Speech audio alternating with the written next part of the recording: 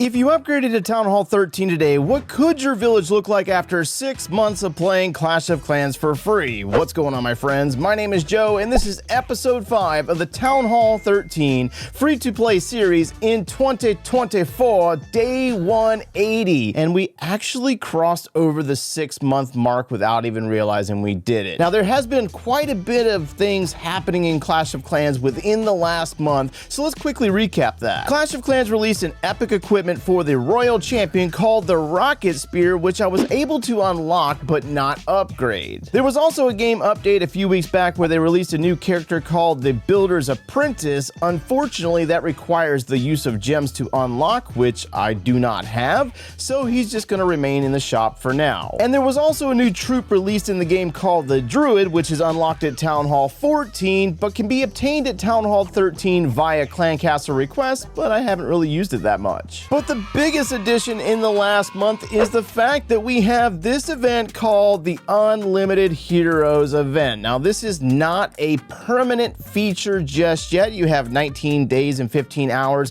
to use your heroes as much as you like. Now, the bad part about this particular account is the fact that you will be pleased to know that we did max out our heroes probably 2 weeks prior to that event going live. So the Royal Champion is now level 25, and the Barbarian King is now level 75. So for those of you out there that maxed your heroes before this event went live, I feel your pain. I also endured that as well. It is what it is. Welcome to Clash of Clans. New changes and improvements and stuff that just happens to be added when we've already completed stuff. The perk of grinding the game, I guess, huh? All right, so let's go ahead and jump into our structural upgrades. And on the last episode, I left you off with these two hidden Teslas needing to be upgraded to level 12, which we completed. Then we moved into the Archer Towers. All of the Archer Towers have been upgraded twice to level 19. And then we moved into our cannons. All of the cannons have been upgraded twice to level 19 as well. And then we also have the upgrades on the bomb tower, complete, both of those. And then we're working on our final structural buildings in the mortars. We got 2 of those that have a few days left on the upgrade. So the only thing left on this account that needs to be upgraded would be all of the traps, the air bombs, the seeking air mines, the bombs, as well as the giant bombs. And they're important, but you could easily just move on to Town Hall 14 so you can get back to upgrading heroes if you are into moving on in the game. But let's go ahead and jump into our walls. How many walls do we have left to upgrade before this account is fully maxed? In that section, we have 61 pieces of level 13 wall that need to be upgraded to level 14. So technically, if I decided to grind the game for the next couple of days, I could get those finished, but yeah, that's not happening. We'll take our time on walls. It's really not that big of a deal. In the laboratory, we left you off on the last episode by upgrading our recall spell to level 2. I very rarely use that spell anyways. It's more of a competitive spell. So yeah, we upgraded it. It is what it is. But then I decided to go ahead and move into the log launcher because we use the log launcher quite a bit with different strategies at Town Hall 13. So I took it from level 1 to level 4. Then we upgraded the headhunter and the apprentice warden up to the next level. We also upgraded the overgrowth spell, which I haven't really used that much either. And then we moved into upgrading the golem to level 10. So all of our upgrades from here on out, minus that siege barracks right there, are dark elixir upgrades, which we can easily do when we grind gold and elixir for wall upgrades. We use the dark elixir collected there to do the laboratory upgrades. And then moving into the bane of our existence, which is the blacksmith, and trying to upgrade this pesky hero equipment, we really did not make as much progress as I would have liked. We upgraded our frozen arrow to level 8,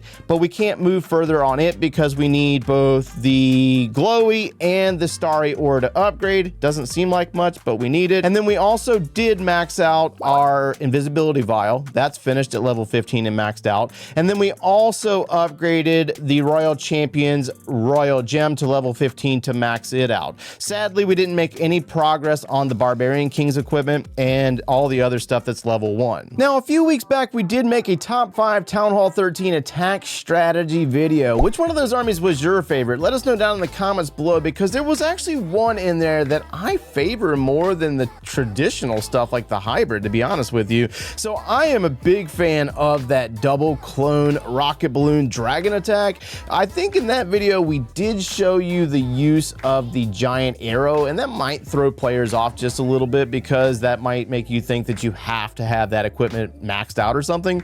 That's not exactly true. Now, I just did this attack a moment ago, but I was not recording. Good job, Joe, right? But it's very simple. We can do this attack without the use of the hero equipment that was shown in the video, with the queen on the outside and still kind of flanking off. Like, this base was like just a basic generic base out in multiplayer battles, but the air defense is close enough for that queen to take out, and then the king's working on the opposite side. The biggest key here to this particular attack is that it's very, very simple to execute, as long as you have that battle blimp traveling in the warden's aura and catch it in the eternal tome ability. Now, the blimp's going to travel to the center, and we're going to offset our clones and set off the town hall using the rage spell for our rocket balloons. Of course, there was a tornado trap right next to the town hall. Very predictable, but it works out either way. So we're going to drop the royal champion off to the flank to take out another air defense, and I just now noticed that that air defense was under upgrade. That might have helped us out a little bit, huh? But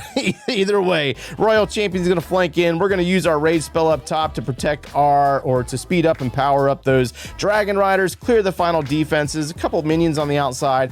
Very simple army to use. Now, I don't use armies like this out in multiplayer battles when I need a lot of resources, to be honest with you. If I was trying to do a trophy push or something, this is something that I would use to move up through the ranks. But actually, I've been using more of the sneaky goblins than anything, because we're collecting the gold for the defensive upgrades. We're also trying to collect the elixir to dump into the walls and the dark elixir to use in the laboratory. So realistically, the sneaky goblins just serve the purpose that I need while I'm trying to casually finish this account out and move on. Speaking of which, let's take a look at how much is left until this account is maxed. So according to the Clash Ninja website, for our completion status, we have 95% completed on the structures, 90% in the laboratory, 100% on the heroes, with a whopping 37% on hero equipment. Man, you guys got to be grinding that stuff out if you have any higher percentage. I'm just saying.